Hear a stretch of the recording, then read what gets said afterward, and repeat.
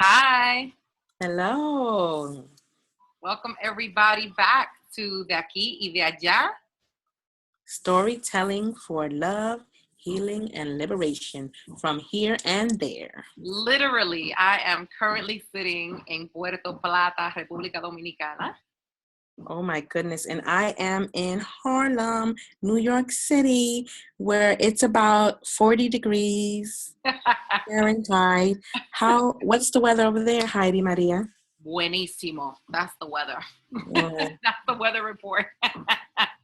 I'm not hating. I'm celebrating. That's right. Thank you. Thank Mm-hmm. you. You're Eso me welcome. quilla a mí when you're like having a good time or you're somewhere great and people are like, I'm so jealous. I'm like, celebrate. Yeah. And I'll celebrate more when you come back with some dulce de leche o some dulce de coco. Okay. Yo voy a recoger una viejita, me tiene un dulce de coco con batata. I got you, girl. Yummy. So welcome back, everybody. We're happy to see you. We're happy for you to see us. We cannot actually see you, but we're happy to be here with you. And we thought that we would open with some jokes, some funniness, some humor, because we know our people love to tell chistes, y historia, y el chisme. So we thought we'd ground that way. So Cindy has a funny story for us, and I'll be thinking of one. Thank you. So, this is storytelling for love, healing, and liberation. And I was reminded the other day of a story. When I was a sophomore in high school, I was going down the escalator at 59th Street. I was trying to get on the 4 train going uptown to the Bronx. That's where I would take the train from high school. And I fell when I was about to hit the last step. I fell on my foot and sprained my ankle. Wow. So some friends was able to take me home, and my mother had to call the school the next day to tell them that I could not be in that week because of my sprained ankle. So when my mother called the school, she said, hello, es Isabel, Cindy mother. Cindy not go to the school because she's sick in the leg. And then she proceeded to point to her ankle while she was on the phone. Of course. In the leg. And so I just wanted to share that with you because we love our families, and there's so much richness in the things that they do and say, in wanting to advocate for us, everything said in love. And so while we laughed and joked about it, I love that she didn't say, oh, you call and tell them. Yeah, that's She right. wanted to make the call. That's and right. let them know why her daughter was not in school. So I wanted to sort of have everyone laugh. I hope you're laughing. I hope you're enjoying that and sort of bringing joy to your moment, your day, whatever time of day it is that you're watching this. Absolutely. And if it's making you think of your own story with your family, recuérdense, remember to write to us at mutantsunite@gmail.com. And it's mutants with an S. Yes. Yeah. Unite for liberation @gmail.com. Awesome. Mine is similar, actually. You think, well, it's about that. I have a tia who lives next door to me. So in my building, it used to be all Dominicans. I live in Washington Heights, and my building used to be all Dominicans. We all know each other. And so my family has 3 apartments in the building because that's how we rolled. Like somebody came over, would go into one apartment, todo el mundo se dormía ahí, everybody would stay there. And then as our family grew and more people came from DR, we would stretch out. You pay the super, dime cuando se abra, let me know when it opens up, and then he hooks you up, right? So my aunt lives right next door to me. And anytime she hears un sonido en el apartamento during the day, she thinks it's an intruder.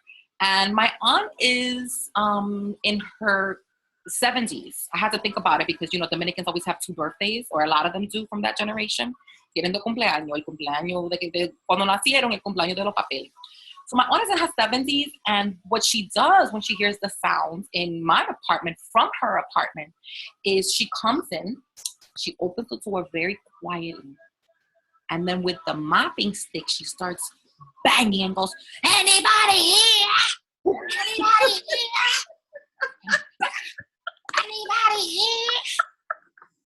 And, you know, what's fascinating to me is, you know, ¿qué tú vas a hacer exactamente? Like, I really want to know, what are you going to do? Because clearly, I was just having this conversation with someone the other day. By the time you have decided, para abrir esa puerta y estrellar ese palo de mapia, tú has decidido, yo me voy a morir aquí. Yo me vine a morir o a matar a alguien, or both, right? Like, you have decided. So I appreciate that my 70-year-old auntie Kisuni still comes in and protects, resists, protects warriors. Yeah, to see if anybody here, and no sabe English, she doesn't know English, but she knows that. Anybody here? Heidi, I'm never going to hear those words again. The same way. The same again. Anybody here? Ya tú sabes. Bien sentitivo. So what are we talking about today, Heidi? So we opened actually with funny stories because we're actually talking about race and racism, which is not funny. Funny. Not most of the time. So this is funny, not funny. We're going from funny to not funny. And yeah, I mean, I feel like there's so many reasons why we want to have this conversation. You know, actually, since I already brought her up, I think of people like my Titi Suni, who's one of the darkest people in the family, and just how different her life has been than other people. So for me, it's very personal in terms of what I've seen in my family according to the color of folks' skin, how they've been treated, what has happened to them. And then also being here in DR, I've had more than one experience, but definitely one in particular that's been very touching that I'll get into. And just like how that shows up outside of the US, even though I spend most of my life inside the US. So what does it look like to have colorism and the impact of racism as it is in the United States still show up even aquí? So for me, it feels very real and very alive right now. And quite frankly, like, Trump is the president. And I know that that's still on a lot of people's hearts. And he's he's the president because of racism. So for me, that's the why. Like, why this conversation? Why now? What about you, Cindy? Why? Definitely. For me, it's so interesting. I saw your Facebook post about the incident that you'll share with us later. And then thinking about, you know, all the historically Black colleges and universities they went to meet with Trump, you know, the other day, you know, and it was all a joke, right? So it wasn't about anything that was going to benefit them or anyone else. And it just made me think about and then there was a picture that was circling social media where I can't even say her name. I don't remember her name because it's irrelevant, but she was sitting on the couch on her phone while these very prestigious presidents of the historically Black colleges were in the Oval Office. And it was like such a disrespect, you know, on many levels. And so just really thinking about racism, the trauma that is racism, you know, and how real it is and how it has shown itself in our lives, being Afro-Latinas, you know, being individuals from the diaspora. And so I really felt that it was important for us to hear about your real-time experience while in the Dominican Republic.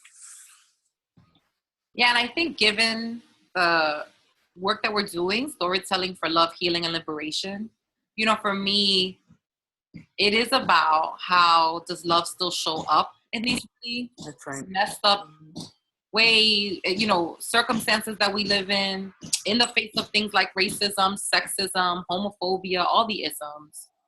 How do we heal from it? And then what does liberation look like? That sometimes we get so caught up in the vortex of all the things that are not right that we can't even imagine or be or live liberation. And so I feel like for us, the fact that we get to tell our stories is part of that healing and it's part of imagining something different. So I feel like what we did want to do was make sure that we were you and I, before that we started recording this, spoke a little bit about what do we even call racism, because sometimes there can be so many different definitions out there that you know, I'm talking about racism, you're talking about bigotry, the next person's talking about discrimination, but we all think we're talking about the same thing. That's right. Mm-hmm. And that all of that is really meant to keep us confused and not focusing on one thing at one time to really undo that and all be working at the same target. So we came to the understanding that for us, racism, we really look at it, although different levels exist of it, we really are talking about it as a systemic issue. Mm-hmm. That the way that race was created in the United States is so that people who are white or have come to be known as white receive certain privileges, access to resources, and that people who are darker skinned and are especially Black people or people who are identified as Black are treated worse, with worse outcomes in every system, every category.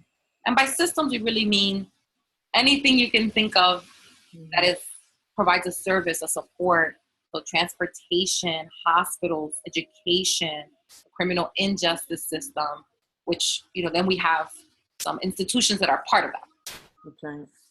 So a school is part of the education system. So just like really not wanting to stay stuck on big language and words, what we want to make clear is that it isn't just about what happens between two people. It's actually about the way that the world, the United States, is already set up to really work for lighter skinned people and white people and really work against darker skinned and Black people. And that it dehumanizes all of us. We're all affected by it. Mm-hmm. Yeah, definitely. Mm-hmm. So how do we see it showing up? That's the frame or how we hold race and racism, at least for this conversation. And we wanted to talk a little bit about the experiences we've had, about how it shows up in our family, in our lives. So what do you feel like is most alive for you about how you see a person? In my family, and I think that for so many people, it's so personal, right? So my mother is one of 11 siblings. And what's so interesting about that, it's almost divided in half. My grandfather was a little bit darker than I am, and my grandmother was a little lighter than I am. And so there are siblings that are very fair skinned, right? Very light skinned. And then there are siblings, my complexion and a little darker. And there has always been this sort of discussion, rivalry when the grandchildren were being born. Ay, esa sí está linda, the lighter skin. The darker skin children, it's always like, oh, ella es linda pa morena. She's pretty for being a dark skinned child. And those kinds of things really anger me. I find that I'm continuously educating my mother. It comes out in so many ways, in the way that she describes, children, other people's children, in scenarios. When we're watching novelas, it really, really stirs me when I don't watch novelas. My mother was never really a novela watcher, but when I walk by and she's watching, and no one looks like me. And this is what's on the TV all day long. Mm-hmm. Like there isn't any other kind of programming. I feel like that's a whole nother episode, right? About what kind of media programming, we are being sort of served. And so that's a way that it comes up for me, sort of personally with family. How about you, Heidi? Yeah, for sure. I see it in my family. My Titi Suni was, like I said, in my parents' generation. She's on my father's side. And this is where the conversations are always like never about one thing either. So as the darkest skinned woman, she was really the one who was expected to leave school and work. And the work was always hard manual labor. Like I look at her hands and they tell a very deep and long story because they're very peeled, and she has a lot of deformity, and it's from like hand washing clothes for a lot of years, and it's actually something she still does and can't quite give up, right? Because it's become such a deep part of who she is and how she is. But her being the one that was always working for everyone else to be able to go to school. So that we're reminded that really Black women are often treated, as Zora Neale Hurston wrote, like the mules of the world. And then so it's in my family. I see it my own generation, me and my brothers, like you, we have a range of skin color in between us, and my darkest skinned brother has always had more interactions with the police, has always had more suspensions in school. And we know that the statistics say that across the board about darker skinned people, not just young men, but that, darker skinned children in school receive more suspension, get stopped by the cops all the time, whether or not stop and frisk was taken away as a law. And, being here, there was an incident just the other day that I bore witness to, which is that I was driving with a friend. We were going from Mal to Puerto Plata to where I am now. And the car shut off. The car that we were driving shut off. And it was at a military checkpoint. And so we were both kind of like happy that we weren't like on the side of the road by ourselves, but then also that's iffy because military checkpoints, you never quite know how you're going to get treated, especially as women driving. And what we saw while we were waiting for the grua, for the tow truck to come, was that the military personnel, cops, police, were officers were going into stopping buses at random and cars and going into them and asking everyone for their papers. Now, I say that because we're watching them and they're not asking everyone for their papers. Every time that they stop a vehicle, it's always vehicles where there are at least one or more dark-skinned people in the car. And the only people they ask for papers for, because we're seeing them through the windows of the buses, are darker skinned people. And at one point we asked one of them, who are you looking for? Like, what are you doing? They're like, oh, we're asking all foreigners for papers. But really what they're doing was looking for people who they identified as Haitian. And at one point, I guess they must have found what they were looking for, or found people who didn't pay them off, because that's another thing that they look for, is for you to slide them some money so they can look the other way. They pulled some people off of the bus, 3 men and a woman, pushed them to the side of the road. The woman had to use the bathroom. They didn't take her to the bathroom inside. She squatted down by the side of the road. And eventually these folks were put on a school bus where they were going to sit all day in the hot sun waiting to basically get deported to Haiti. And who knows the circumstances behind them. Those folks could have left their house and not have their papers that day. They could a million things. They could very well be here without whatever documentation they need, but so could the German who might have been sitting next to them, who's not getting stopped in the same way.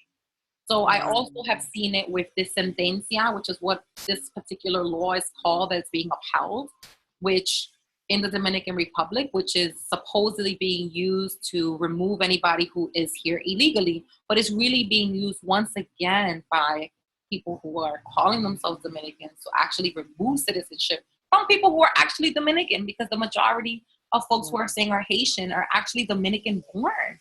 They might have been born on a bate to cut our sugar cane when we needed them here to do that.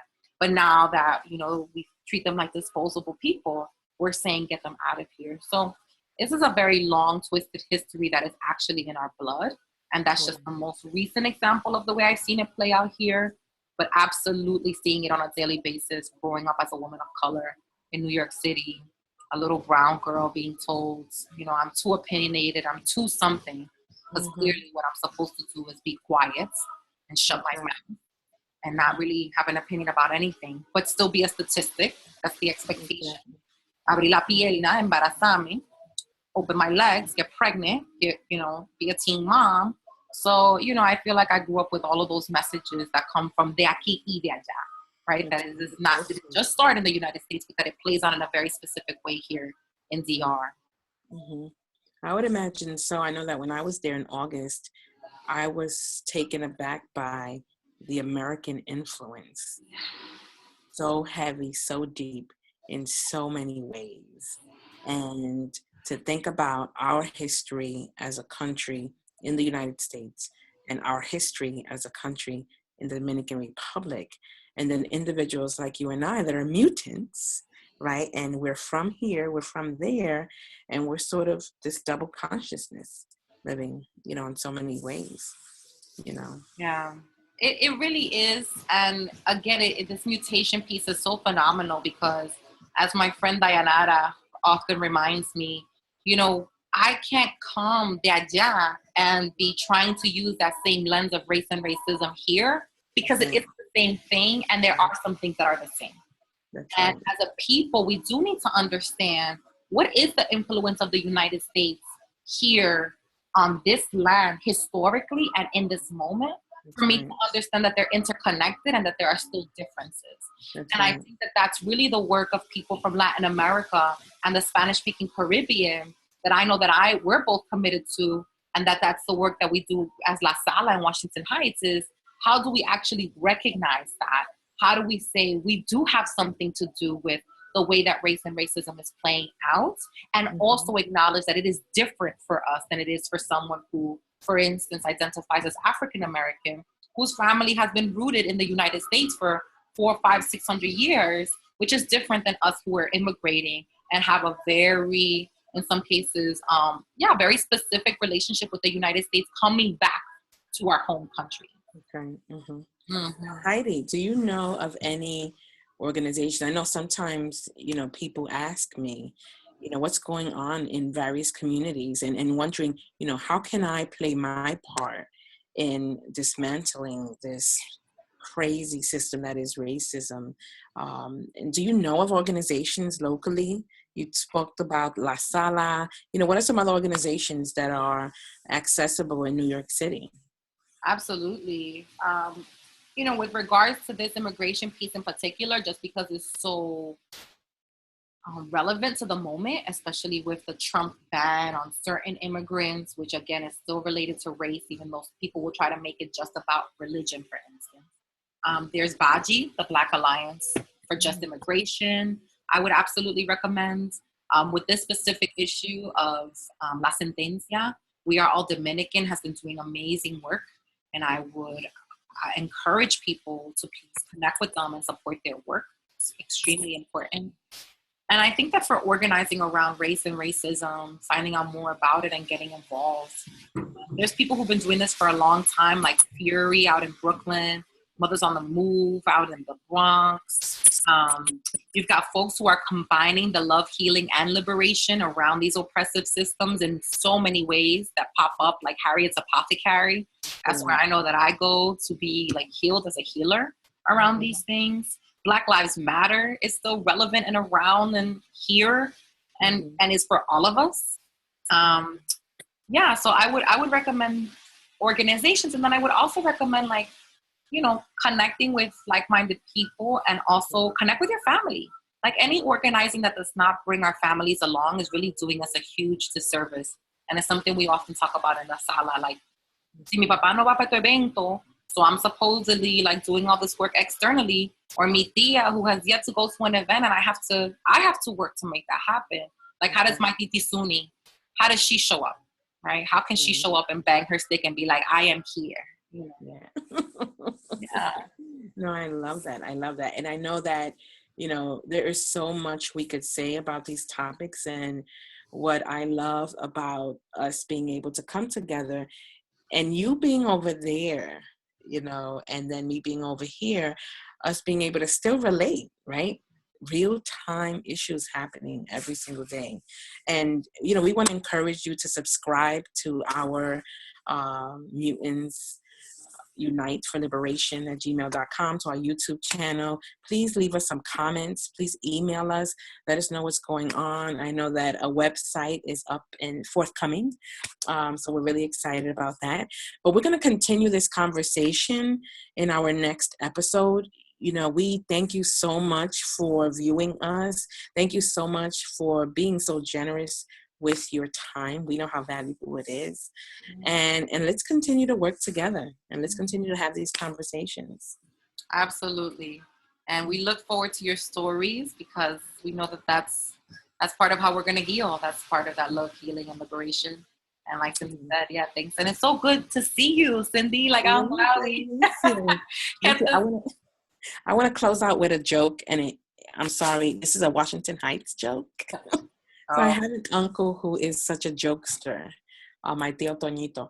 And he has shared this joke. And till this day, he still tells this joke. He said, do you know why they call that street Fort Washington? Nah. Because un día, Washington estaba viajando por ahí, se tiró un peo y dijeron, Fort Washington. One day, Washington was walking down the street and he passed gas. And then someone said, Fort Washington. So we'll leave you with that joke. I really appreciate that because we still get to have joy even in the midst of these difficult conversations. And that is love, healing, and liberation for me. So, and I will never hear For Washington the same way again. So thank you. Thank you, Cindy. Thank you, Heidi Maria. Thank y'all. I look forward to hearing everybody's stories and all that you have to share with us. Hasta la próxima. Until next time. I'm Heidi Maria Lopez. Cindy Bautista Tomás. Yes. And this has been De Aquí y De Allá. From Here and There.